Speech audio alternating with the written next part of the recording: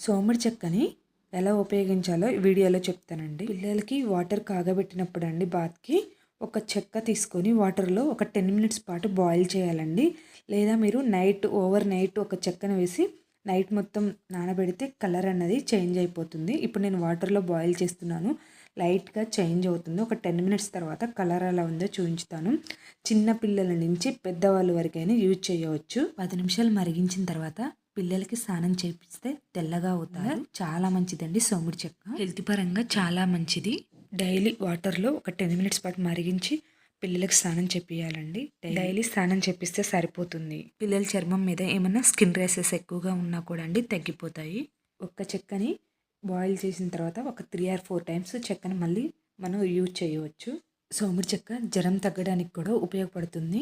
ఎంతమంది ఉపయోగించారో నాకు కామెంట్ చేయండి.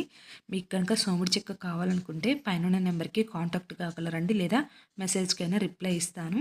నేను 1/2 kg నుంచి సేల్ చేస్తాను. వీడియో కనుక మీకు నచ్చినట్టయితే మీ ఫ్రెండ్స్ అండ్ ఫ్యామిలీ మెంబర్స్కి షేర్ చేయండి.